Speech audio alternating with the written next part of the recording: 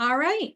So I think we have most of us here right now. I'd like to introduce myself and welcome you for joining us tonight. My name is Bindi Crawford, and I am lucky enough to be the principal here at Orangeview Junior High School. And the reason I'm lucky is because we have amazing students. We serve an amazing dynamic community. And I have an amazing team of people that I get to work with every day as we support students in their daily transitions, in their daily lives, and their transition from elementary school to junior high school and junior high school to high school. And really, it's an exciting time for our kids. They learn independence. They learn to switch classes. They're figuring themselves out. And emotions are on a roller coaster. So I'm lucky to be part of the ride, and I couldn't do it alone. We do it as a team. We have a very strong team here at Orangeview, and I would like for Mrs. Pineda and our two assistant principals to just take turns introducing yourself, please. Hi, I'm Mrs. Pineda, Monica Pineda, and I am a proud Panther now. I am the Orangeview school counselor. It is my first year at Orangeview, so I'm learning along with our seventh graders, but I'm happy to be there. And I have been a counselor in the district for many years. I was at Sycamore Junior High for 16 years prior to joining the OV team. And I'm happy to be here, and I look forward to this information. Hopefully you guys get some good information about our classes and our process. So we'll go through all that in a little while. Hi, I'm Mary Ellen Park. I've been an assistant principal here at Orangeview for 3 years now. This is an amazing school with amazing teachers and staff, people that care, encourage our kids, and just welcome and share opportunities for our kids to learn each and every day. I'm proud to be a Panther and proud to share the heart of our school with all of you, and we're so excited that you'll be joining us next year. Welcome. Hi, everybody. My name is Ryan Rellis, and I am an assistant principal here at Orangeview Junior High School. I'm a proud product of the Anaheim Union High School District, and I'm super proud to be a Panther. I've been in public education now for 20 years, but many more if you consider my junior high and high school days here in AUHSD, and I'm just loving it here at Orangeview. I have finished my first full year here as the assistant principal, but it's just been awesome and a true blessing to work with your students, to work with this community, and to work with such a amazing faculty and staff that we have here at OV. So go Panthers. So you can tell by our energy, we're very excited to be here. Just a little bit about myself. Mr. Rellis shared a little bit about himself. Ms. Park also has about 20 years of experience here in Anaheim Elementary School or Anaheim Union High School District. This is her second career. So she got to do what she dreamed to do at the second time around. And then just a little bit about myself. I also am in about almost 20 years, not quite. The proud parent of two wonderful daughters, second grade and fifth grade, and I'm supported by a wonderful husband that allows me to focus and be happy and do the things that I get to do, which is be here with your kids. And as you guys know, it takes a village to raise kids, and we always have to have partners and teamwork. And I get to be a partner in teamwork with you guys because I have a great partner myself in my personal life that allows me to do the things that I love. This is my second full year here at Orangeview, and what I'm going to encourage you to do is to use our chat function. Just because we have so many people with us tonight, you will not be able to unmute or mute, but what we're going to ask is you can send Ms. Park, myself, or Mr. Ruelas either a personalized message if you have a question you don't want to put in the full chat, or you can put it out to everybody, and we will try to keep up with all of the chat or integrate it into the things that we're talking about as we go through our presentation today. As you guys know, we learn from you too. So it's a partnership. We are a community school. We have applied for and are a proud community school to serve our community. And that means that we're here together and we learn from each other, and we're here for our students and to make it the best possible experience for them possible. So Mr. Ruelas, with that, do you mind sharing our PowerPoint? And I'm going to turn it over to Ms. Pineda to kick us off. Okay, so we are going to go over the agenda really quickly, just so you guys can have an idea of what we're going to be covering. So once we pull that up, we'll see the agenda. We're going to have a little welcome, an overview, a quick video with some really cool highlights of Orangeview and what our students are doing in the classroom during lunchtime. So we're going to go ahead and share that in a little bit. We're also going to talk about the pre-registration course selection process. So we have already started the process by going out to the elementary schools. So myself, along with my two awesome counseling interns, are visiting all the campuses for our incoming students at the elementary sites, and we'll go over that information.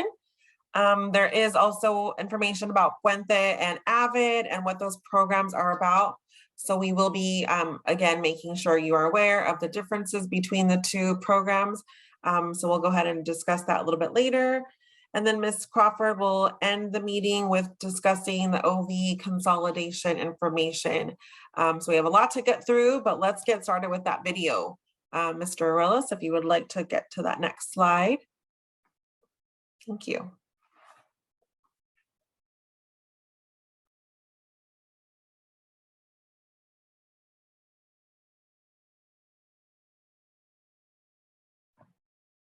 So we're missing sound from it.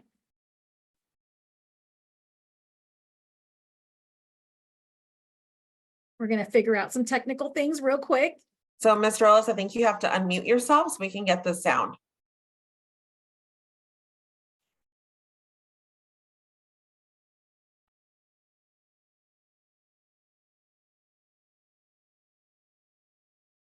Sorry, was I not muted? No, You go ahead, are, try- yeah, but I think you need to unmute in order I for need us to unmute. Yeah. Got you. Gotcha. Okay. And we're going to do round two and action. Give me a thumbs up if you can hear it.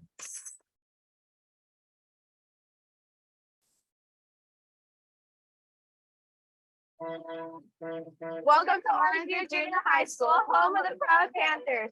We're a proud community school that serves the communities of Anaheim, Winter Park, Cypress, and Stanton. All Panthers have Panther pride, and this is who we are.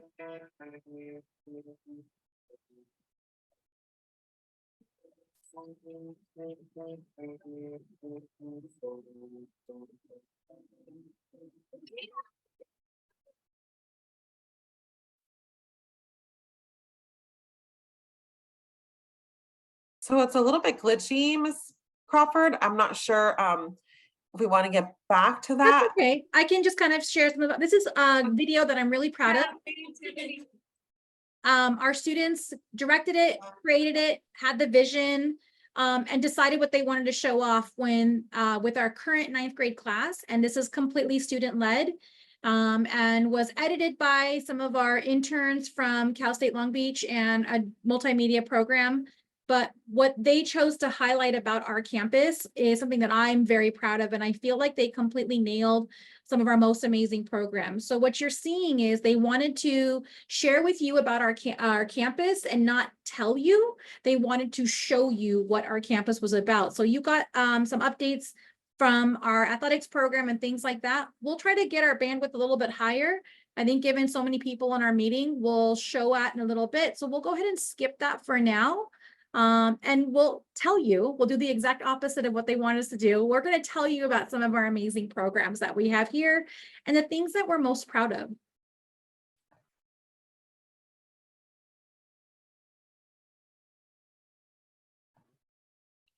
So these are just some pictures of some events that we have hosted here at Orangeview. So we are really trying to build that engagement piece, especially during lunchtime. So we did a college and career month in October where we had activities throughout the month for students to be involved in and participate in regards to, getting that goal in regards to going to college. So we had them dress up as if they were getting ready to graduate, and then also taking a pledge that they will be future college grads. We also had a mental health awareness month that our social worker was taking the lead on, and just some really fun activities. So that I feel like there's so much going on at lunchtime for students to really, get involved and really experience what it's like to be at Orangeview. And the next slide will also show you, I think, some of our VAPA classes and I think one of our CTE classes. So just some pictures to share. Not sure if Ms. Crawford, if you want to add anything. Yeah, so some things that I'm really proud of, you may or may not know, especially if you have older students. We're very lucky here at Anaheim Union High School District because of some of the systems, partnerships, and things that we've had and created within our own community. And so what you're going to see there is me with the big orange view sign. Anaheim Union High School District hosts the largest college and career fair in the entire state. And so if you haven't been to the Anaheim Convention Center for our college and career fair yet, it's something you really don't want to miss out on because we exclusively have a lot of colleges that don't go anywhere else but to ours because of the sheer size of it. Something else that I want to focus on are our 5 C's, and what you're seeing with the microscopes is that we believe that all students should be in the driver's seat of their learning.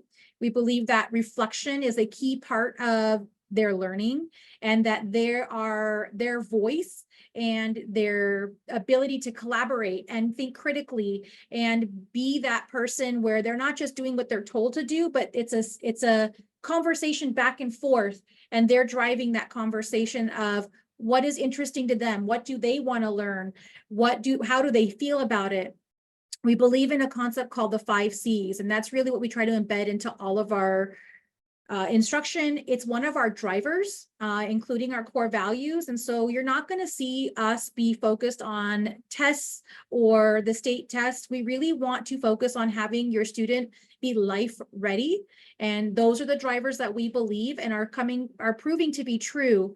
If you haven't seen the articles that have been going out through some of the city newsletters and through Orange County, you are going to see that students that graduate from Anaheim Union High School District are doing better at our partner schools, which is UCI and Cal State Fullerton, and earning higher GPAs coming out of AUHSD than in a lot more of the affluent areas of Orange County, and are some of the highest performing students at those levels at 4-year universities at Cal State Fullerton and UCI above any other school district in Orange County. So that is something that we are very proud of, and it reinforces that we're doing the right things and we're focusing on the right thing. We're not just focusing on test scores. We're not just focusing on meeting the requirements set to us, but we're focusing on what's going to be best for all of our students. And then finally, I want you to notice our band program, and I want you to know that we are the only junior high that offers an orchestra program in our entire district, and we're very proud of that. We're very proud of our band teacher, Mrs. Joy Reyes. She's actually been going out to the elementary school site. So if your student is currently playing an instrument after school or part of their grade level program, they may know about Mrs. Reyes. She has the curly hair. And in December, she did a whole road show at the elementary schools. Our students performed for your students at the elementary schools, and they were really excited to go back to their old homes. So that's just a little bit about our programs.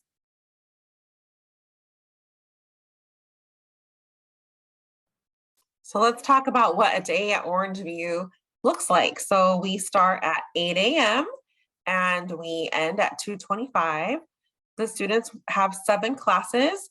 So they have their core classes, which include math, science, history, and English, along with PE, and they do get 2 electives. The classes are 46 minutes for each class, and then they have a 4-minute passing period, 30-minute lunch break. So there is, we don't have recess, but we do have a 30-minute lunch break, which I think is enough time for them to socialize, get their lunch, and do some fun activities during that time. We also have homeroom on Tuesdays and late start on Thursdays. So we do start at 8:50 on Thursdays. So please make note of that. And then we do have a bell schedule that Ms. Crawford will talk a little bit more. Mr. Ellis, if we want to go to the next slide, we can talk about the different. Yeah, I'm just going to cover real quick. Our parents and students, I think, is a popular thing. You only have lunch. You don't have break. We don't get to do anything, but actually remember, they're going to have a period of PE. So this is a time when they're growing up and they have a lot of energy, and we recognize that they need to burn some of that energy. So realize that we have the 30 minutes of lunch.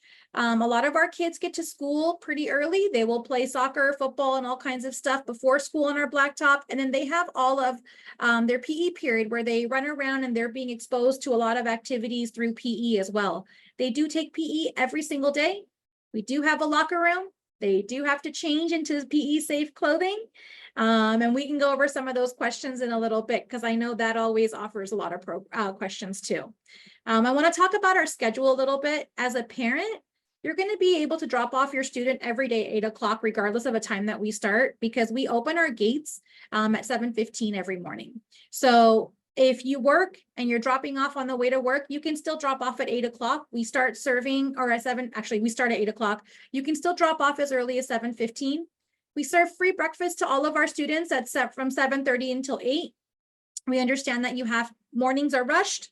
Sometimes kids want to eat or not eat, but a full stomach, or at least a start where they're not hungry by 9 o'clock, is really important. So if you have a picky student, feel free to send snacks. We recognize the importance of them eating. And so teachers are pretty flexible when there's someone that has a need. What's different is on Tuesdays, they still start at 8 o'clock, but we have what we call an anchor period, and that's a homeroom period. Every homeroom happens every week. It's about 46 minutes in length. They go over a coping skill. They go over a positive study skill. There's often some group work. There's small groups of about 22 kids, and they're with at least one of their teachers. And then we roll out a lot of stuff that is important as far as the transition to junior high school, but maybe not tied to like math, English, science, social studies. Something that every student will do is called a capstone project, and that is reflecting on their learning and then being able to speak about what they've learned and why they felt that it was important, and which component of the 5 C's they either got better in or didn't, or made the most improvement or felt was valuable for that project. And all that work is done throughout homeroom. And so it's about it's like almost like a check-in connect period. This year, with collaboration with students, we created a Fun Friday schedule. So going in line with, hey, we want more time to play because we're still kids, but treat us like young adults. We did a Fun Friday schedule that's every other Friday. And if you notice the schedule, the homeroom is moved just before lunch. So students receive a report that has a list of their missing assignments, their current grades, and their attendance over the last 2 weeks. And if they meet different requirements that we put out and mark it to them and tell them during the announcements, they can earn up to an extra half hour of lunch. It has been highly motivational for our kids to meet whatever requirements we have. And honestly, we just love giving them extra time to play. And our student body, we have an associated student body, so an ASB student government class that runs a lot of our activities. They've planned out something special for every Fun Friday. So last Fun Friday, which was last Friday, they gave out snow cones to everyone that got Fun Friday. They've done popcorn, they've done games, an apple pie eating contest. So it's been pretty fun as we unravel this and come up with better ideas as we get going. But really, it's about whatever we can do to motivate our students. And sometimes they just need quick motivation every 2 weeks. Would anybody like to add anything about our schedule? I just want to add that it has provided me the opportunity, along with our social worker, to be able to address certain topics that we want to make sure the kids get information about. So for instance, today we did a teen dating violence homeroom lesson. So it was, that time that we are able to take to not interfere with any of the other instructional time that the teachers obviously have planned. So we have this extra time to do those kinds of lessons. So I think it's extremely valuable, and I really appreciate that it's already embedded in the schedule. So I can go in and the social worker can, provide those lessons during that time. So I know someone was asking about homeroom, so I'm glad that you went over that in more detail, Ms. Crawford. So, and I just wanted to add, when we're helping our kids learn about safety, we use that time also to practice our evacuation drills, our earthquake drills, and making sure the students know the best way to respond to an emergency if that ever should occur. We want our students safe, we want them prepared, and we want them to know how to take care of themselves and each other and their community. One of the things I love about the homeroom is they're really starting to take the ownership of their learning, especially in their reflections for their capstone, and really using that time to support their own learning and building out with their grades and everything else that's going on, grade checks, etc. So really it is a time for the students to take that ownership that Ms. Crawford was saying of their own education. And homerooms really provide our students with yet another set of eyes, another adult figure in their life to really basically touch base with them on a regular basis. The class sizes are small for our homeroom classes, and once again, it does provide our students with an opportunity to really have another adult figure that they can go to and seek for assistance or questions or concerns or anything along those lines.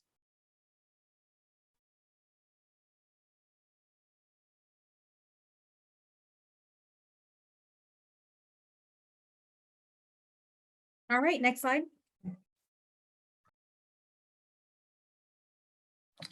So we also just wanted to highlight, I know the students, when we go out to talk to them, are very excited about playing after school sports. So it's really important that we include this. So this is a big question that we get asked as far as, what about sports? How can I play sports?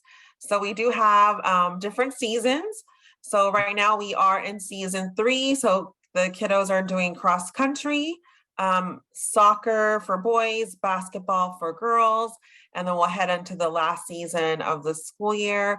So they do get to try out, practice first, then try out. The coaches are the ones that make the final cuts.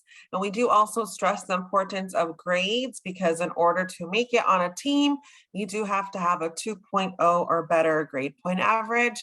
So we just want to make sure to include this. It is a big part of junior high, is being able to have the ability to play these after school sports.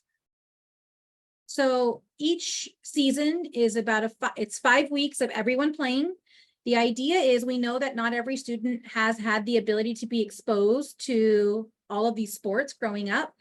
We as parents have very busy work schedules, and they don't always fit with joining or committing to a sport, or maybe they didn't want to try it and they want to try it now. So 5 weeks are open for everybody. It's an open play internally here at Orangeview. And after that, we do a roster for an athletic competitive team, and we play different junior highs that are within Anaheim Union High School District. And that is a competitive one where we play to win.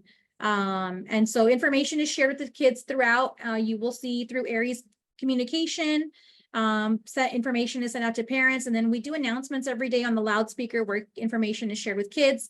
One way we communicate with our parents is every Sunday we have a Sunday dialer. If you give me about 3 minutes of your time on Sunday and you scroll through the upcoming week's information, some weeks we might have to do a Wednesday one, but you'll get a good understanding of everything that's happening in our small city through that Sunday dialer. Okay, something else. Oh, they're asking about what time is it over? So they start right after school and around 4 o'clock. Is that when they usually end practice? Yeah, so around 4 p.m., which is still early enough to go home and finish up some homework and do some chores and things around the house. So yeah, it's pretty, the schedule's, really nice to be able to have only 2:30 to 4 p.m. That commitment isn't too much. Okay, so OV clubs. So we have a lot of awesome clubs on campus. So every, I want to say beginning of the year, either I want to say it's either August, September, we do like a club rush during lunchtime, where all of the clubs, all of the representatives are at lunchtime promoting the different clubs, recruiting members for the clubs. Most of our clubs meet during lunchtime, which is super convenient for students to be able to, participate and be able to go to the meetings during lunchtime. We do have a couple of clubs that do meet after school. Students can join as many clubs as they would like. These are the current ones that we offer this year. However, it does tend to change depending on the students and what they are interested in. So these are the current ones. Not sure if Ms. Crawford, you want to speak on any specifically? I'm really excited about our esports club. So far, we were able to offer an esports class that was pretty innovative and the first in our area for the last few years. And it was about the different components digitally of creating a class. The kids would think, oh, I get a class where I get to play video games all day. They didn't realize we were going to make them do work. But we started this esports club in partnership with several other junior highs and high schools. And this past fall, our students actually participated in an esports tournament against high school and junior high students. And our students brought home second place against junior high and high school students. I was so ecstatic about it. And it is literally like watching an athletic game, and it is now gearing towards a lot of competitions and things like that. So we hope to grow that program. Secondly, I want to just focus on Avid and Puente. I'll share a little bit more about the classes, but please know that even if your student is not in the class or the program, they can join the club. So these are things that are created by students. Some clubs go year to year, like Lego Club is very popular. Most of them are done during lunch, so it's not any extra work. Some of them do require, as seasons happen or events that they're throwing, they might do an after school thing. But really it's something that if a student says, hey, Miss Crawford, I want to do a club about crocheting, then they find an adult and they do that. We had a kindness club last year where the kids would do notes of kindness, and that was something that was created last year that they wanted to keep up. So this changes year to year, but some of them are pretty consistent, like Board Game, Avid, Skittles, Puente, Volunteer Club, Theater, Young Leaders, Esports. Those have been here year after year, and those are consistent. But please know we're open to anything. And in the chat, we talked about what's Avid, and guess what? I have a whole slide on that. So stay tuned and we'll share that with you. Okay, so let's talk about the pre-registration process. So we have already started that process because the counseling team, so myself and my two amazing counseling interns have been visiting the elementary schools. So we've already gone to visit 4 different elementary schools. So we're there for about 45 minutes. I'm thinking it's been more like an hour now because they have a lot of questions, the 6th graders, which is super great. And I'm glad that they ask a lot of questions. So we do also have a student panel. So I have 3 Orangeview students that are coming with me, along with Miss Nelson, who is our Avid teacher and part of the Creator Academy classes as well. So they are also talking to students about Puente, Avid, ASB, and so they're giving the student perspective on these particular programs and classes. So that has been super awesome. The students will receive, so all 6th graders will receive a folder with information regarding pre-registration materials, and I'll go over those slides with you in a little bit. And then we also have some videos that we're sharing in regards to our electives. We are also informing them of the collection of the materials, so students are told to return the packet to their 6th grade teacher, and then also making sure that we are communicating with the teachers for a pickup time. So then an OV staff member will go to the elementary schools to pick up the packets along with the copies of the proof of residency, immunizations, and birth certificate. So if we can go to the next slide, I think that kind of has a little bit more information about, oh, well, this slide is actually my elementary school visit. So when are the counselors going to visit your 6th graders? Here is the schedule. So like I said, we have already been to several schools. The last school on here is February 5th, which is Hanson.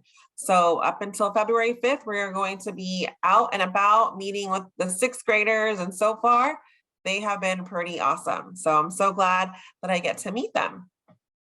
There are some students that are from other feeder campuses. We know who you are. Please know that because we don't have a large class or a large group coming to you, we're working with your school individually.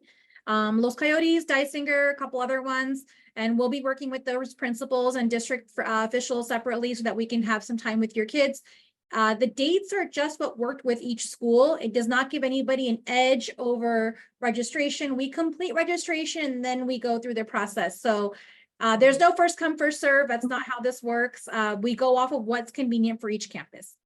Right. So even those smaller schools, we're gonna get to the kids, we're gonna make sure they get the packet. So yeah, don't worry about that. We will make sure to get that information in their hands. So regarding the packets, so every student received a folder that Mrs. Crawford is holding up, along with, inside the folder, there is a orange packet and then another packet with information regarding the flyers, health requirements, PE requirements.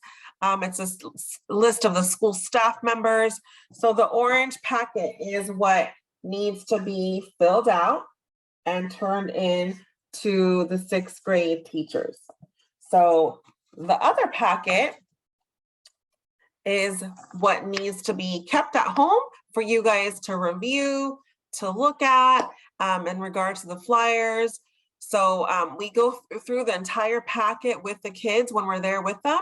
And we want to make sure that you guys understand how to fill those forms out. So if we go on, we can maybe go through, and oh, sorry, one more thing. All of this information can also be found on our website. So we have uploaded all of the forms, all of the information on our OV website. So this is what the course selection card looks like. So again, just filling out the top part with their name, the school they attend, their 6th grade teacher's name. However, some kids did get packets with a label already, but we still want to make sure that you write that information down. The next section is asking about whether or not you will be attending Orangeview, if you have plans to attend another school. So there's questions there. So that helps our registrar find out more about whether or not your child will be attending Orangeview or if they're moving, things of that nature. And then there's a section regarding core academic classes. So if we can scroll down a little bit to where it gets to the English, math, history, and science, if we can maybe zoom in on that, Mr. Arelis, just to make it a little bit easier, because I know I have a slide on that, but this might be a little bit easier to see. So there's a section where the students, along obviously communicating with their parents, will select the level of English, math, history, and science class that they would like to take. So we offer standard classes and we offer honors classes. So there is a little box there for you guys to check, either English 7, English 7 honors, or Puente, which is embedded into the English class. So we have those 3 options for English. For math, we have regular math and we have honors math. Same thing with history and science. We do not offer honors PE, even though every time I go into the classroom, the kids ask me about honors PE, but no, we don't offer that. It's just the core classes.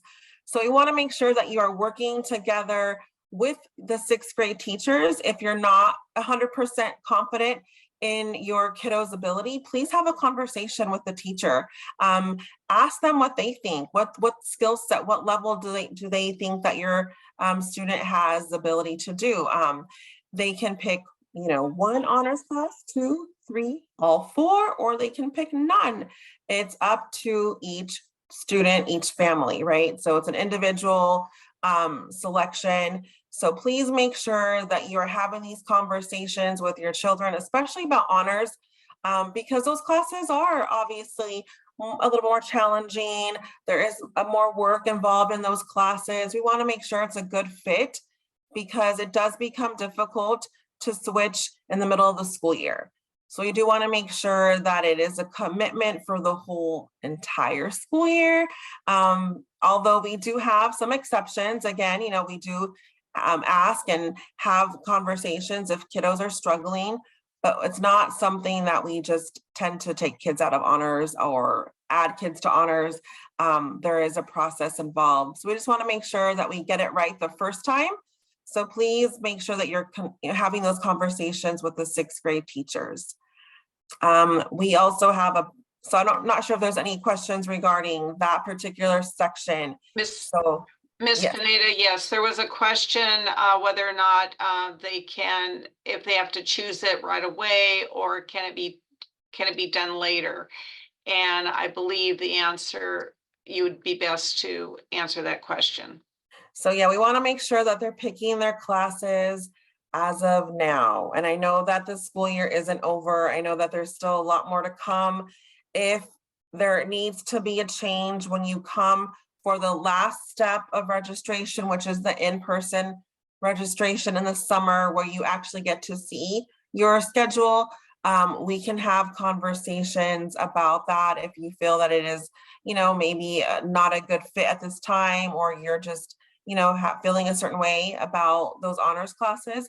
Definitely reach out, we'll have a conversation. But, once the school year starts, we don't really like to make those changes because it will affect not just that class, in regards to scheduling with students and their classes, it tends to be a bigger issue. And now other classes are affected, such as electives, PE. And so we want to make sure that we get it right and have those conversations. The sooner, the better. So, And I just want to add, if your child's never been like in like the GATE program or anything along those lines, hey, guess what? I wasn't either. And when I went into 7th grade, my parents really advocated for me to be in honors classes, and they didn't want me to just jump in, like going from non-GATE classes to just all honors classes. I started with my 2 subject areas that I was really strong in, which was English and history. And then the following year, I added English, history, and then science and math. And then the rest of my high school career, I stayed in honors and AP classes, So please don't think that it's an all or nothing thing. Please don't think that it's not the possibility of trying 1 class or 2 classes honors and the other one's regular. No, that's totally fine, and every student is different. And it's not a one size fits all. So I just want to stress that. Right. Thank you, Mr. Arelis. So we definitely want to make sure that the kids are having those conversations. And then we'll also discuss the teacher feedback form, because we are going to get information from each teacher regarding their recommendations as well. Before I get to the elective part though, Mr. Arelis, is there a slide where it says pre-registration and it discusses like the copy of the birth certificate? Can we go back 1 slide? Okay, this one. there we go. Okay, I'm like, I think there's a missing. Okay, so just to wrap up what is needed along with the packets when they turn the orange packet in, we are asking for a copy of proof of address, a copy of immunization record, and then a copy of the birth certificate. So those three items, we would appreciate if you could turn those in along with the orange packet, the course selection form, to the 6th grade teacher, just to speed up the process, make this registration easier in the sense that you're done with any kind of paperwork that is needed as far as for phase 1, which is what we're doing now. This is phase 1 of registration, and we're calling it pre-registration. So I know somebody asked about emailing. We are able to accept emails. If somebody can put Cynthia Cabrera, our registrar's information on there. She is the one that will be accepting the copy of the address, proof of address, immunization records, and birth certificates. Ms. Crawford, do you have anything to add about this? Yes, so I'm gonna just backtrack a little bit on the master schedule piece. This is step 1. And you guys are probably thinking, oh my gosh, we're halfway through 6th grade. Why are we talking about 7th grade? It's too soon. But I need to let you know something. This is in junior high and high school, we pride ourselves at all schools, but mostly here, that we don't have teachers who teach this every year and the kids fit in. Every year, the master schedule is made from scratch. And so if we have 700 kids and they have 700 classes, that's 4,900 requests that we are trying to match every single year. And our teachers do not teach what they want to teach. They teach what our students want to be taught. And so when we talk about important decisions like honors and things like that, we look at the course requests that come in from these orange papers. And if we have a certain, let's say we have 30 kids that are requesting 7th grade honors, I know that I have enough to fill a whole class, and we will offer that honors class. Or if I have 35 kids that want the esports class, I will offer that esports class because the kids want it. If I do not have enough to offer a class, the class is not offered. So while Ms. Pineda will always try to work through last minute requests, please know that we are not only finishing out this year, but we are already starting next year. And we are a different school district. So this pre-registration process is really important for us to begin to onboard your child before they get to our school district officially, so that we have the most information possible to make it as seamless of a transition as possible.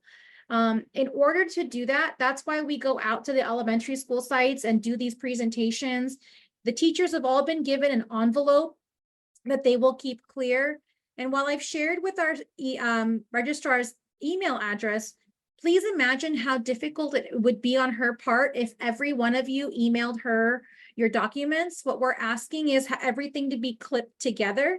It's hundreds of kids that we are onboarding on together, and that is not an easy thing to do. Not only are we checking for proof of address as you enter our district, we are required to make sure that you have a clean start for 7th grade. If you've moved or don't live in our area, we'll help you with that. And that's not our problem. We're pretty open, and we want to have our families happy. An important piece that we need you to do, parents, is the Tdap immunization. It is a required immunization at the start of 7th grade. I legally am not allowed to have students start 7th grade without that immunization. And trust me, we will be reaching out to you, but if you can work on that with your doctors, send whatever you can with your packet now, and then you can always use the email address, send us Ms. Cabrera later on. But we want her receiving tons and tons of emails is also a lot to go through. This process that Ms. Pineda is going through every elementary school site, everything comes in together as much to the best extent possible. That will make our transition as easy as possible.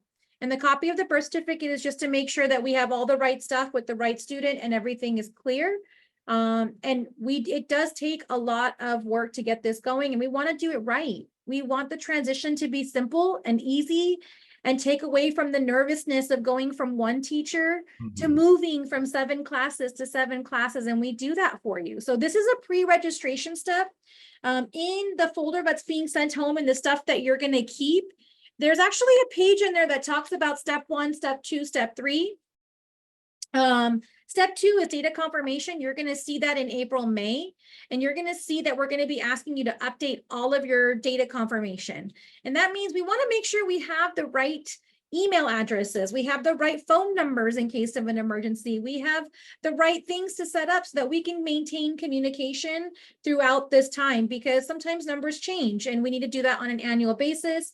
And then step 3 is actually going to be coming in the week before school. We call it real registration. You'll get your ID card, you'll get your books, you'll get your PE clothes, you'll get to walk on campus. And then just when you think, oh my God, here's junior high, we started a new process. Thank you to Ms. Pineda for bringing it to our campus. It's called the Panther Preview Party, and it really was a party. But one of the biggest stressors for junior high kids coming in 7th grade is I don't know where my class is going to be. And as a parent, that's very stressful to see our kids go through stress. So the week before school starts, usually a night or two before school starts, we invite just our 7th grade parents and students to come roam around our campus and practice going from class to class with the schedule that you have. We always know what there might be changes, just like how you see at elementary school, that we balance classes out. We don't want to have one period that's too full and one period that's really empty. And so schedules might change, but ripping off and making sure that you're comfortable going to the first day of school is really important to us. So we have a lot of things coming up. And if you saw at the beginning of the presentation and what's on the packet that got sent home, we are very social media driven and website driven. So check out our Instagram page and Facebook page. A lot of stuff is posted there. We like to show off our kids and what they do there. And most of the reels are created by our students as well. Principal Crawford, I received a direct message asking about the Tdap and in regards to how long it needs to be from the last one. It's every 10 years, isn't that correct? I am not a nurse. I'm just a principal. I'm not sure. I just know that there has to be a recent one, and I would refer to your medical provider. But if you have questions that are specific, I would reach out to our school nurse and we can get you connected that way. Most of our medical providers know about the California state law and know that there has to be a recent TDAP right just before 7th grade. Usually it's based on your birth date and it depends on when you turn that age. So we'll also try to have like a medical care, a van here during registration so that if you couldn't get in or there's issues with insurance, that we still have something provided for you. Great, thank you. Yeah. So that information is also in the packet. So if they want to look through that when they get it, but it does say the TDAP is given to ages 7 and older. So it does say all the requirements in here. So when you guys get the packet, you can take this to your doctor or pediatrician, and they can make sure that all of that is up to date. Also, one thing I want to add is for the last 2 years, we have had a clinic, mobile clinic, giving vaccinations to students during our registration, our in here on site registration. It's a little bit later, but it's better to do it as soon as possible, but we also like to offer that to our families.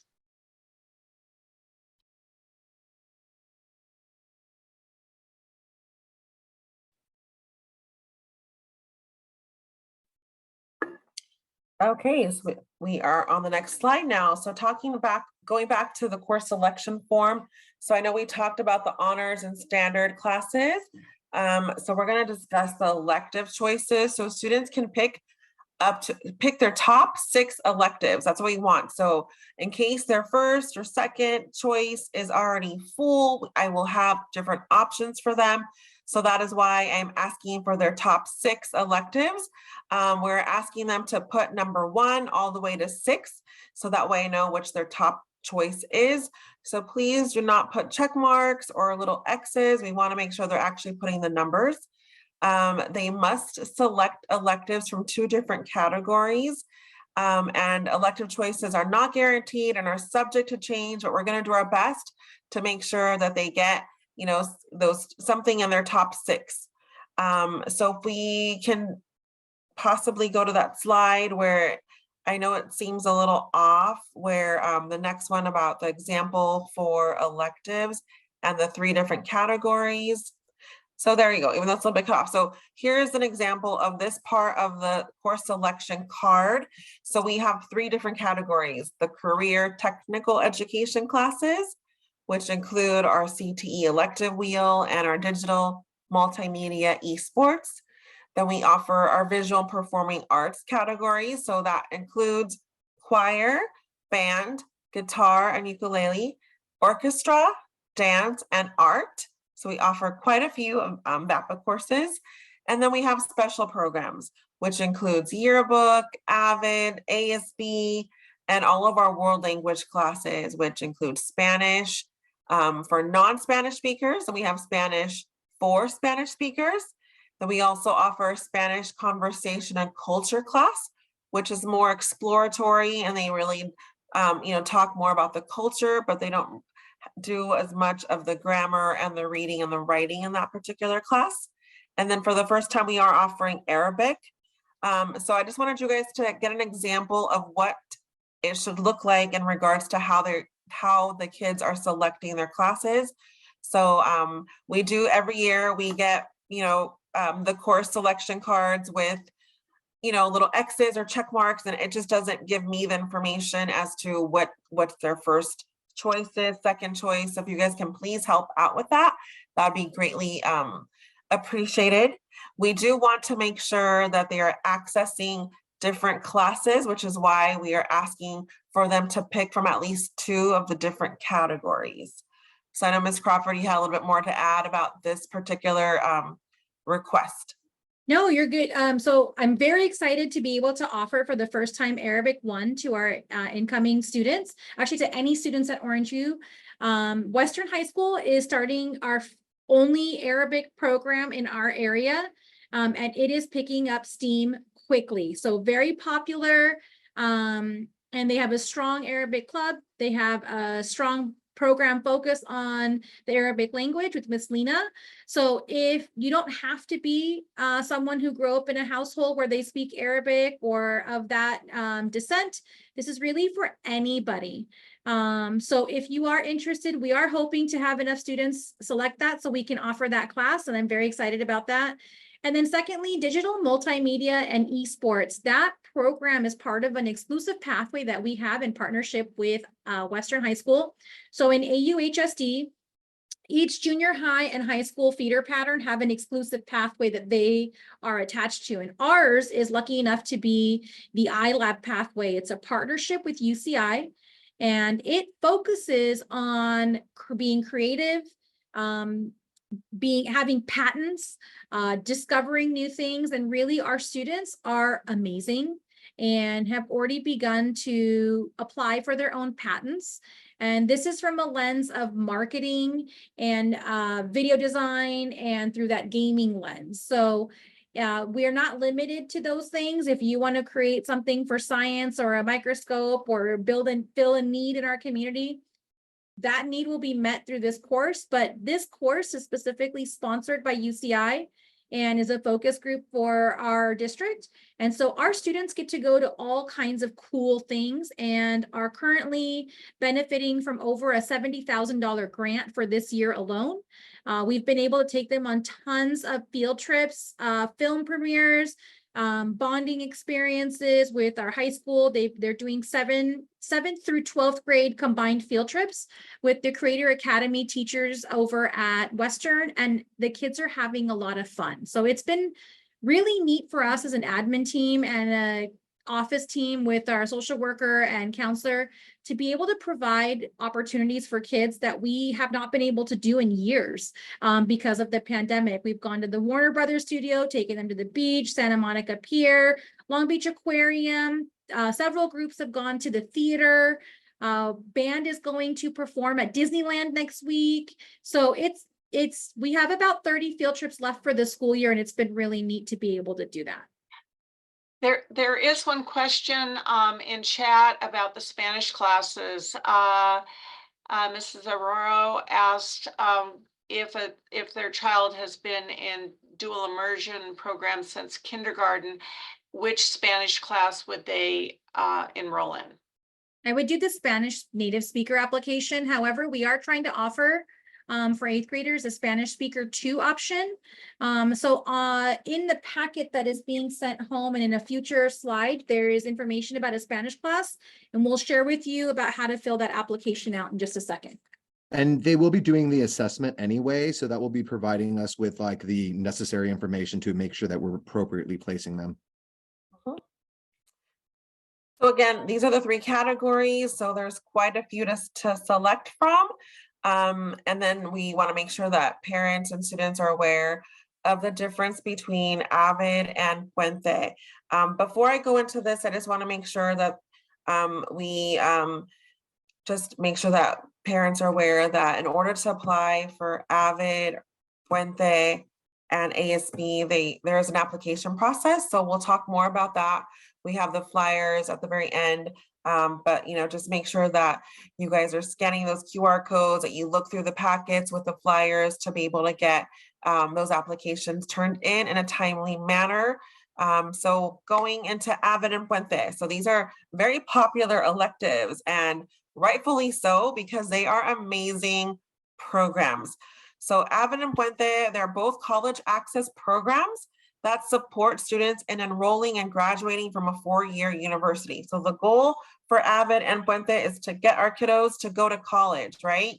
So they're very similar in the sense that they provide those college exploration activities, career exploration activities. They visit college campuses. So they're very similar in that way. However, AVID is an elective.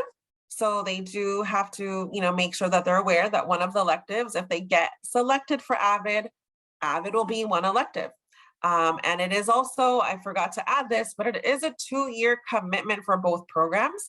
So we just want to make sure that kiddos are aware if they are selected for AVID or Puente in 7th grade, that they are making the commitment to continue with those awesome programs also in 8th grade. In regards to AVID, the ideal candidate is a kiddo that is highly motivated, getting C's or better, that they are determined to work hard, have that individual motivation, determination to be successful, and making sure that they are aware that the ultimate goal is to attend college.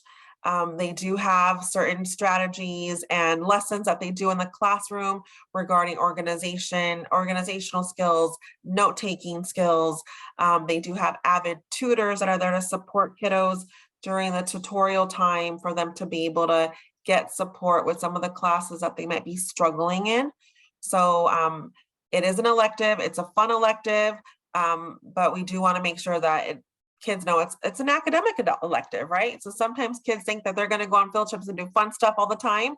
That's not the case. It's an academic elective. So we just want to make sure that they understand what they're signing up for with AVID. Our AVID teachers, both of them are so amazing.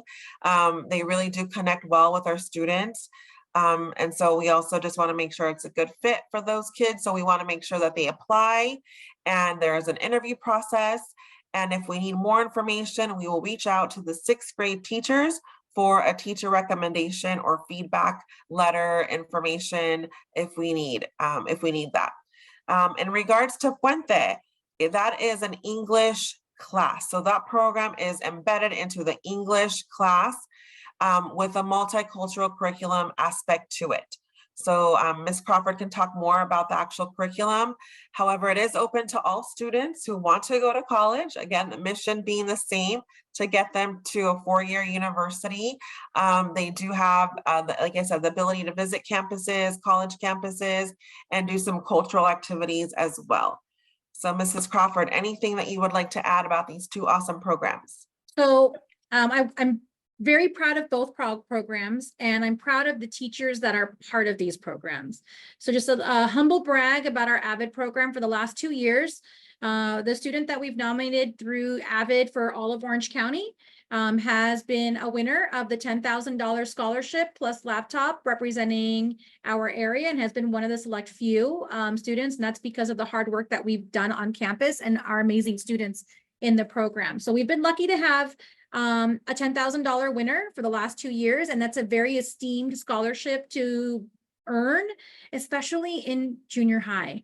AVID is a program that is research-based and has been proven to help students get into college, especially when they have parents or different indicators that we don't have the supports to have someone who already knows the college system. If this is a first time around, you have people that are on campus here to help you out, and the program does continue at Western as well. Puente is something that is not as well known as AVID.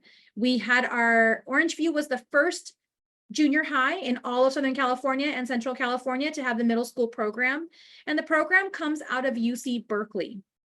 It is a heavy program up north, and as Ms. Pineda said, it is not an elective class. It is a different lens to an English course that is multicultural, and it's embedded in there. So a lot of the work that happens as far as bonding and doing things occurs actually outside of the classroom time.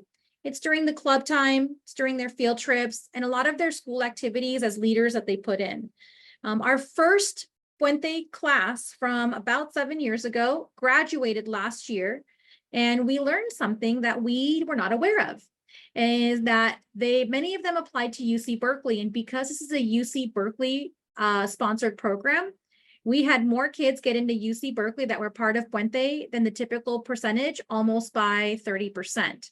Our Puente kids had a much higher chance of getting into UC Berkeley because of their affiliation with the Puente program. And we saw that with this graduating class at Western, who was our first Puente program of our babies that were here. So now as we have 7 additional classes, we hope to reap the benefits of our kids getting into very prestigious schools.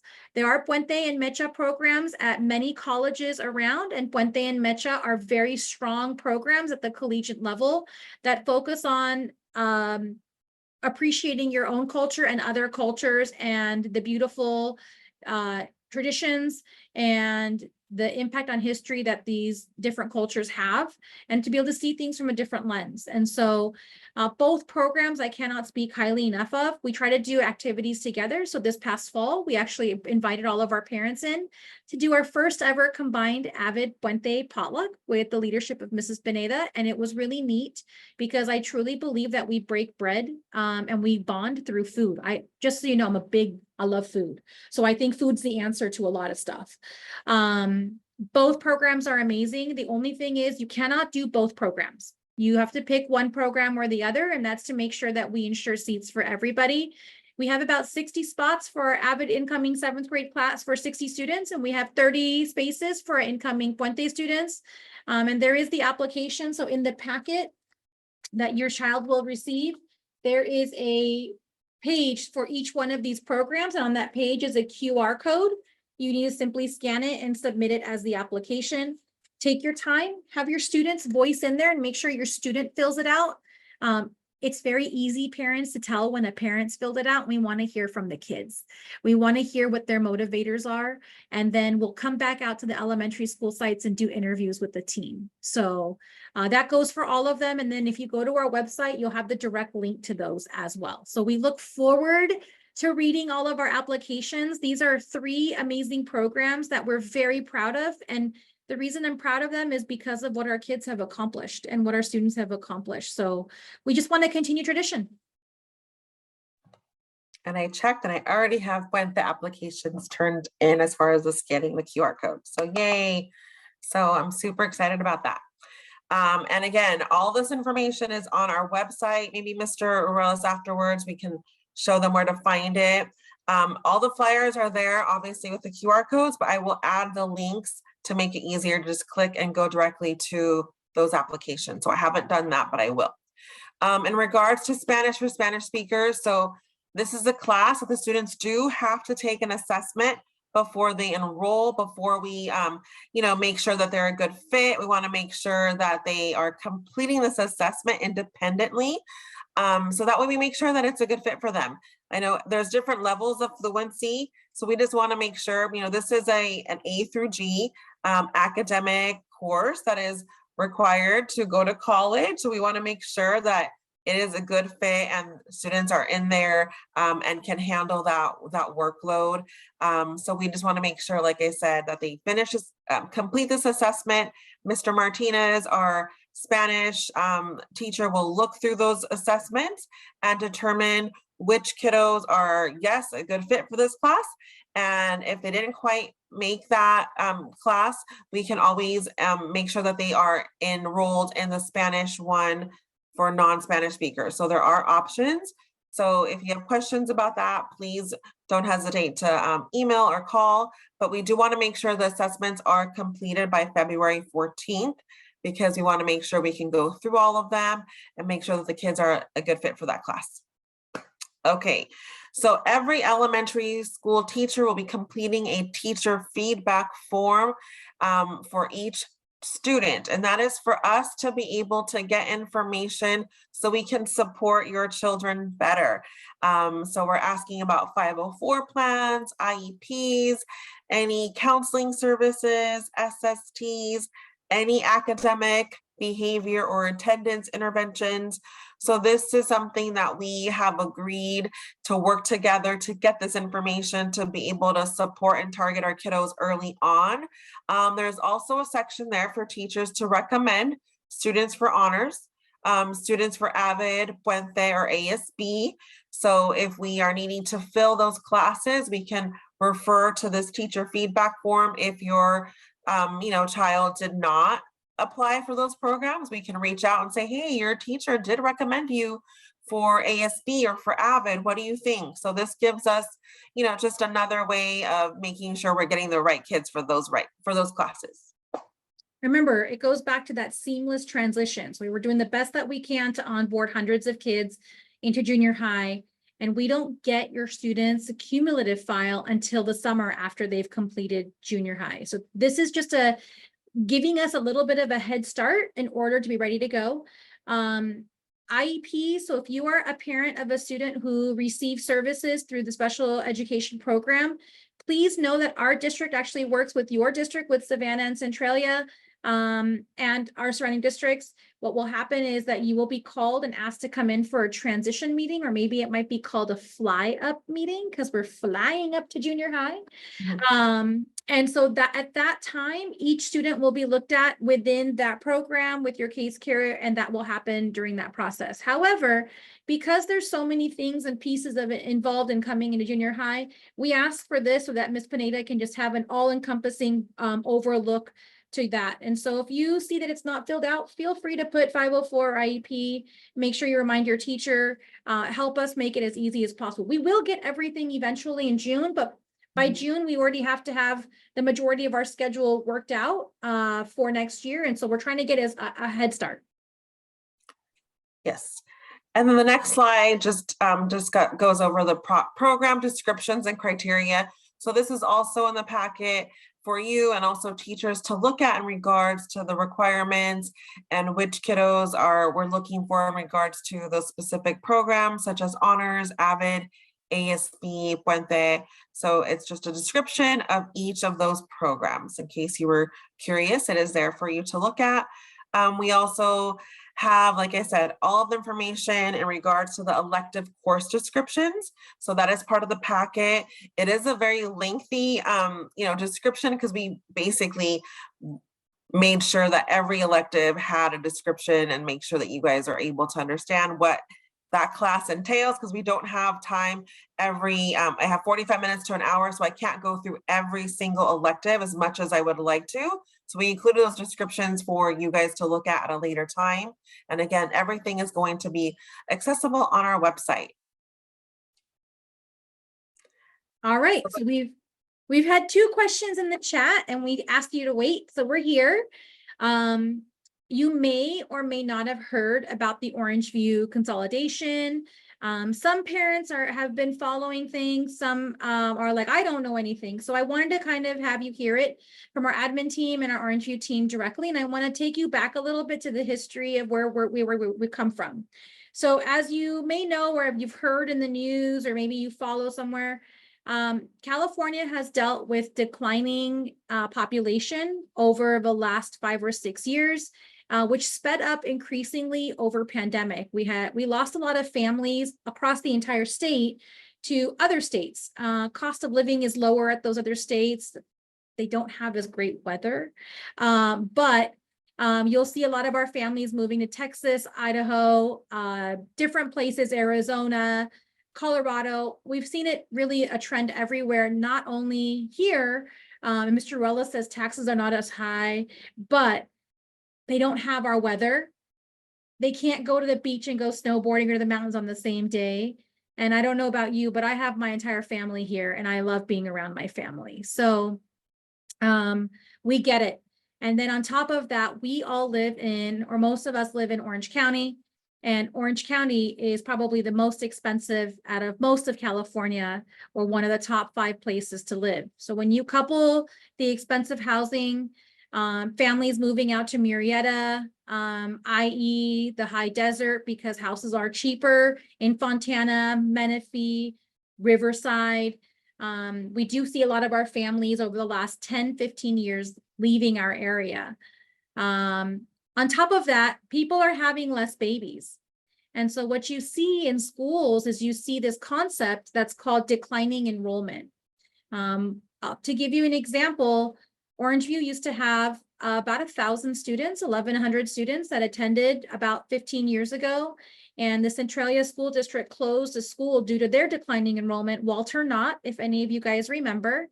And so that school, they did what was called a distributive boundary change. And so depending on where you lived in the Walter Knott area, they chose to either move them to different schools. So in December 2022, Anaheim Union High School District and our wonderful board decided to create a school efficiency committee in partnership with a school efficiency expert. And we had representatives from over 10 schools come together. We had staff members, parents, teachers, and non-teaching employees come together and look over the trends. And so we have companies that tell us by census data who's coming in, who we think for the next 10 years. what grade levels are coming up and how many. And that declining enrollment is going to continue moving forward. And so our schools are not getting bigger. We're not all having a ton of babies in our area, and Orange County is definitely not getting cheaper to live in.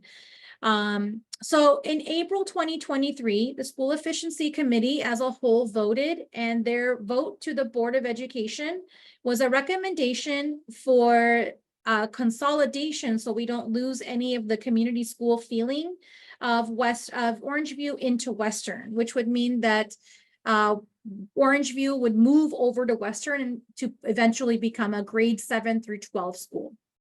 In August of 23 last year, the board had a special meeting and voted unanimously to move forward with that recommendation. And part of that was we wanted to make sure that our kids still had a school in their community that's close to them. We did not want to bus kids 2, 3, 4 miles away from their home where school's just in a whole different place and we don't have that community feel. And so in October last year, our school district began a different type of committee, and that's with Orangeview staff, students, parents, and myself as the administration, along with Western staff, students, principal, and parents. And we created our consolidation committee. We are still meeting, but the first step that we did was to go visit other 7-12 schools and to go learn about what works and doesn't work at other 7 to 12 schools. So we've visited Paramount High School, which is a separated campus. They keep their kids separated, but they're on the same campus. And we visited Bellflower High School, which has everybody separated, but still on the same campus together. And we're learning more about Eagle Rock High School. And there's one that we just heard about that's out in the valley, we think in La Cañada. So we're learning more about different schools that have done this. Both Paramount and Bellflower have been doing their systems for over 30 years. They're well-established systems, and their parents and staff gave our committee really good feedback on what worked and what doesn't work. And what we're hoping to do as a committee is take the best of the best and make the best 7-12.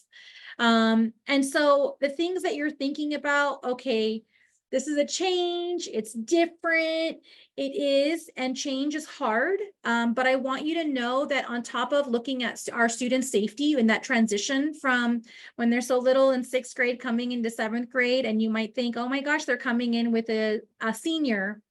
We're already doing some trial things. And so part of that would be, we're doing a lot of field trips with 7 through 12 field trips with different groups of students, just to see what it would be like to see them interact in an uncontrolled environment where it's not their classroom. And so far we've done about 4 field trips and they've gone really well. The juniors, the 11th and 12th graders are doing their own thing. They're old and they're too mature to hang out with junior high kids. And our junior high kids are watching to see what the older kids are doing. Our committees are being created.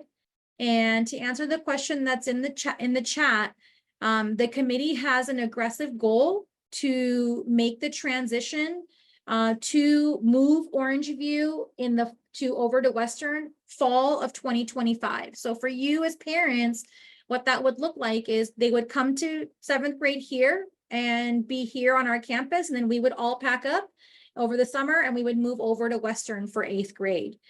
I will tell you, every decision and every comment that I make as a participant in that committee is not only myself as a principal, but it's myself as a mom. I shared with you at the beginning that I have a 5th grader. And so everything I do is with the lens of what would it be like for my 5th grade child to be in this kind of environment? And how do I feel as a parent with that? And I got to tell you, there's been some really amazing things that have come about in this beginning levels of planning. I do want to share with you, and what I've heard from the community, we held a town hall in December, and thank you to everyone who came out on that rainy night. If you were there, and for our 6th grade parents, please know that we did not have direct access to your emails until mid-January. Like, we were able to message you for this meeting, otherwise we would have done the same thing. We did go through our district partners, and so I believe Savannah was gracious enough to send it out to all of our parents. I'm hoping you receive that. We did have some parents come in from the elementary school sites. And what was loud and clear was discontent for the campuses not being updated in so many years.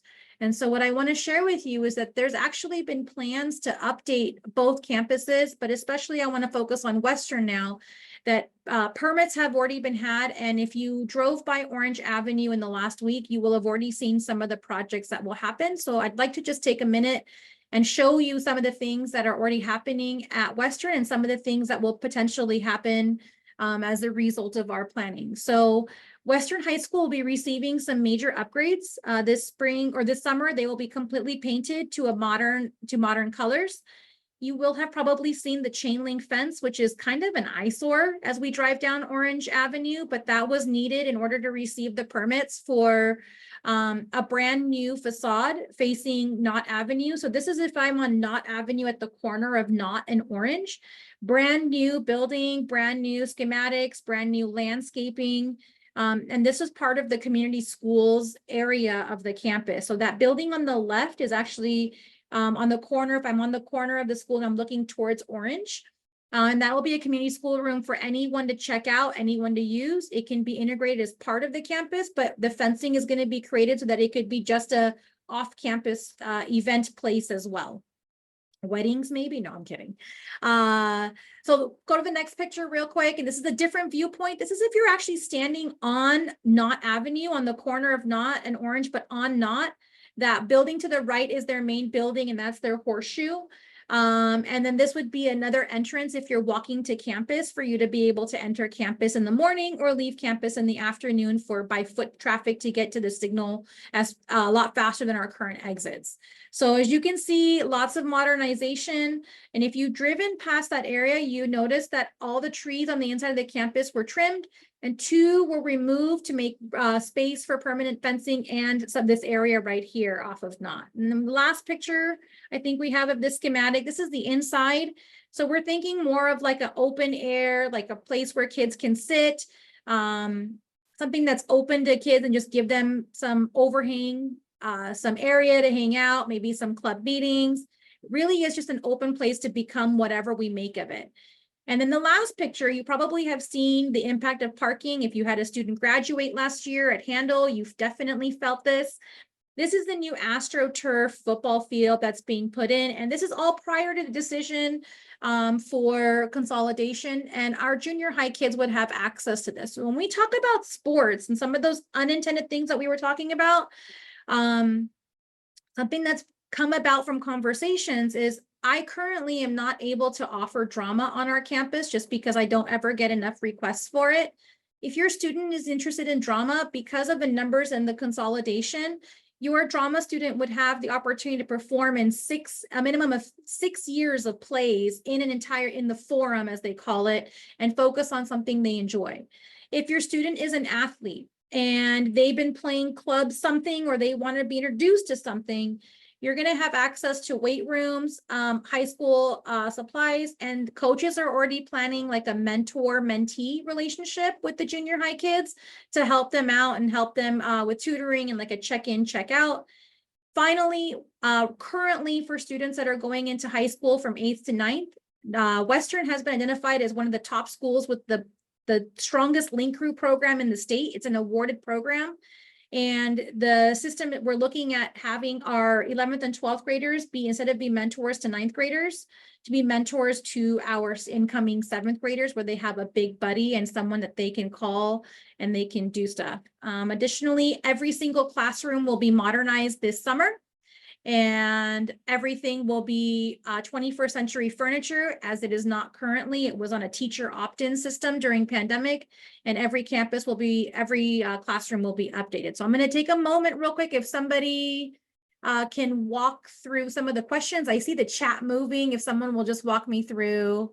Yeah, there's some questions about just the logistics of it. Like, are they making new classrooms, or are you guys taking over rooms already at Western High School campus, or both? So as I mentioned before, the first committee that was created was in a school efficiency committee, and that was to look at the number of classrooms that are open at every school site and to factor in the number of kids that are coming in over the next few years. So the committee has an aggressive goal of trying to open up fall 2025, which would affect your students in 8th grade. However, it is in our best interest to make sure we do this right. And sometimes you have to go slow to go fast.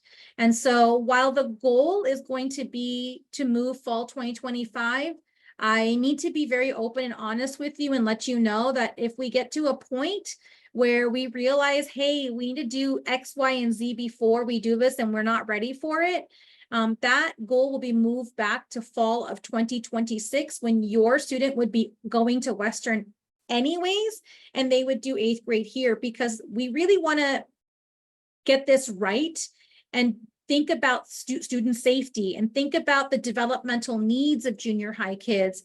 We want to do more town halls. We want to bring in the elementary partners. Making decisions quickly is not going to be fruitful for you, for us, for the kids whatsoever. And we need to try to uncover everything under every rock, which is why we're currently in the process of making a ton of subcommittees. So now that we have your information, you will be getting information and emails about committees and different town halls. And we encourage everyone to be part of the process and give feedback, because everyone has a different lens of seeing things, and this is how we make things the best that they can possibly be. One of the things that Bellflower's staff, students, and principals did share was that by having the 7-12, obviously the transition from elementary to 7 at a high school campus was really big, going from a small campus to a big campus. It helped to have a mentorship and have like someone they can go to, like a big brother or a big sister type of thing. But what it got rid of was any kind of transition or any kind of difficulty socially with 8th graders, between 8th graders and 7th graders, and 10th graders and 9th graders. That typically happens with that transition change currently from a junior high school and a high school. So the 8th graders never get to be the quote unquote big man on campus. They are part of a continuum 6-year program. And then academically, some conversations are being had about a block schedule so that we can offer more electives to our students and more opportunities for our students. But I don't want to get ahead of myself. Nothing's been decided just quite yet. We are still in the beginning stages of exploration. And as I mentioned, you know, as we speak with more people, we just had a parent last week share with me, oh, well, La Cañada has something. So now we're going to go down and gather some information from there. Am I skipping out on? No, there was a good question that was asked, Principal Crawford, in regards to the age disparity between 7th graders and 12th graders and how that could be problematic. Can you just let them know a little bit about like some of the designs that we're seeing in regards to what the school's going to look like, et cetera? It's not going to be just a sink or swim kind of thing, you know. Yeah. It's all, you know, formulated.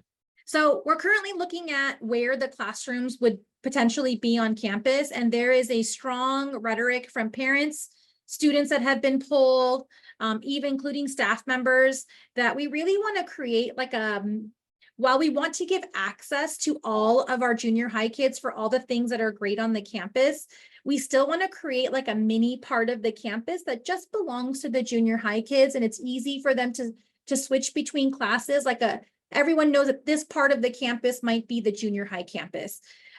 Safety is very important. So we are looking at different safety protocols. And then additionally, we want to make sure, there was a question about, are we adding classrooms? Our school efficiency committee has looked at the projected numbers in 2 years, and Western High School is built for over 2,300 students. It can house up to 2,300 students. Right now, our projections are that we would absolutely be able to fit both campuses on one, and still have a tiny bit of room to spare. It may not be perfect as far as what we want, and everybody having like a 8,000 square foot lot, but we will have enough classrooms for everybody and a little bit extra to spare.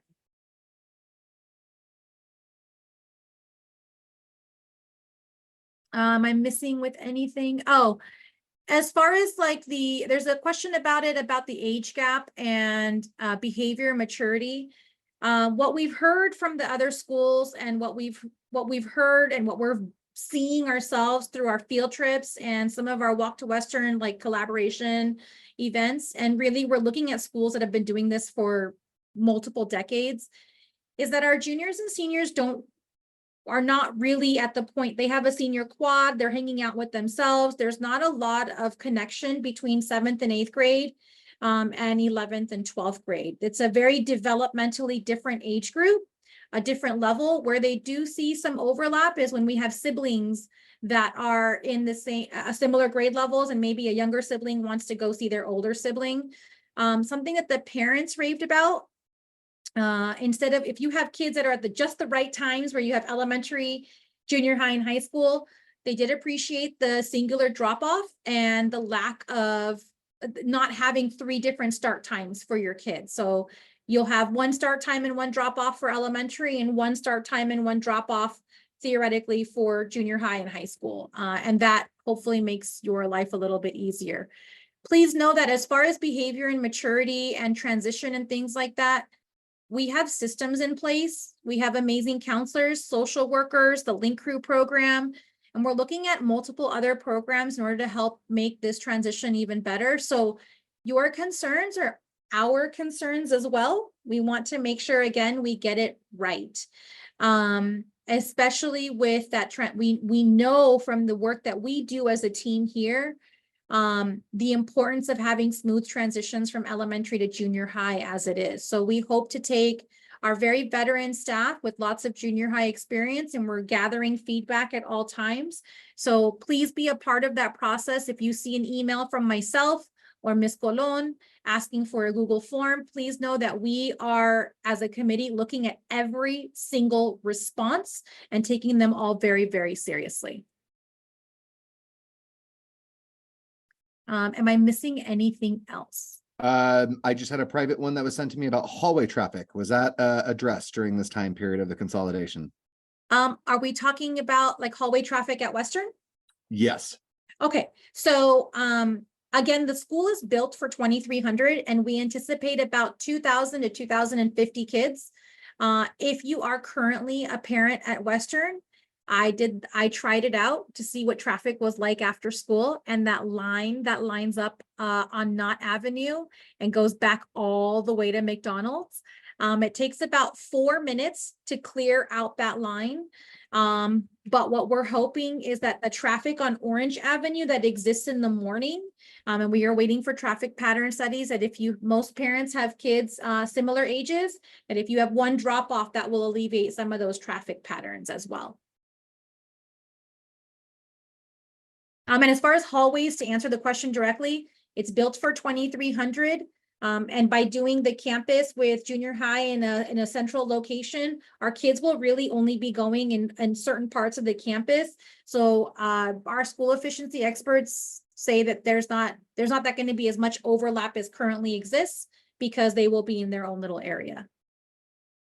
Switching gears, we have a question now about our homework policies, policies for homework. How much homework do students typically have? Just like in elementary school, it depends on the teacher. A general rule of thumb is majority of our teachers know that a lot of our kids are going through a lot this day and age. And so in junior high, what I'm noticing with our staff is that they will always give students the time to work in the classroom. And it's really mostly the work that's not completed in the class that becomes their homework. Our teachers heavily use 2 programs. Aries for the grades that are already done and graded. And then we use eCadence, which is kind of like your Google Classroom or your Schoology, to tell you what's happening now. And you go from there. And yes, Sergio, thank you so much. I don't mean to say not. I'm saying not because of Orangeview. I meant to say Western Avenue. I have said not repeatedly this entire meeting. And this entire meeting, please replace every time I said Knott Avenue with Western Avenue. I apologize and thank you.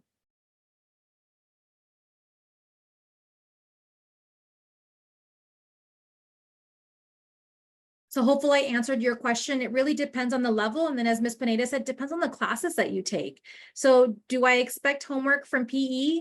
No, they have 4 assignments every year, 1 every quarter. Everything else is dressing out and participating in class. So there's hardly any homework in PE.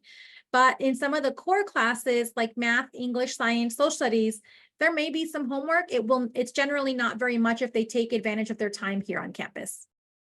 I know one assignment that all of our English teachers ask our students to do every single day is to read anything for 20 minutes.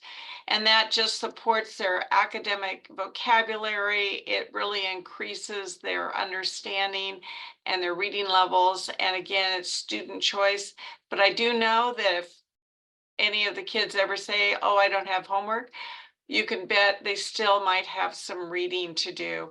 So we'd love to have our kids interested in books and reading, and we encourage that all the time. Oh my gosh, I love the question that just came out, and it was, do the teachers communicate with each other so large project papers aren't due all at the same time? It's kind of like our parents' nightmare to have like 4 quizzes in one day. So I would love to tell you it's perfect system and we've got it all ironed out. But I just overheard a student tell me that they had 2 quizzes last Friday on the same day.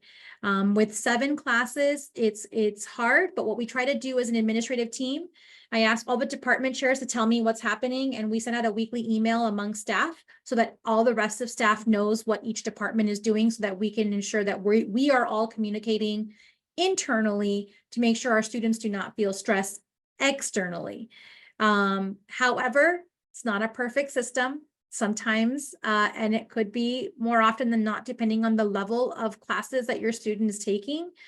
So for example, my band students and my orchestra students are going to do an orchestra festival, and they're going to be missing class 5th and 6th period tomorrow. But that means that they're going to have to do or work with their teacher to do some of that work while they're gone at their festival at home, or they've made other accommodations with them. And the teachers are very flexible around this, but it may mean some work and some responsibility on the student's part. I will tell you that I'm very proud of our teachers, and I commend them for their flexibility when students communicate with them. And so our big thing, parents, is we want to teach them how to communicate themselves. So here's my advice.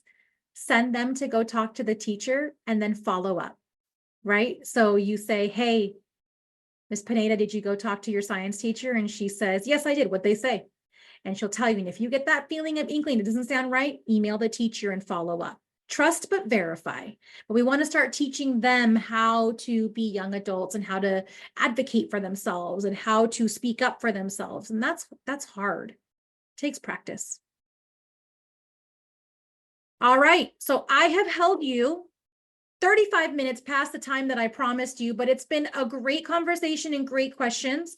If you have dinner to make, or you need to go home from work or whatever computer you're at, or finish your soccer practice or anything like that, or softball, baseball practice, go ahead, feel free to take off from our meeting. I'm going to actually stop recording at this time.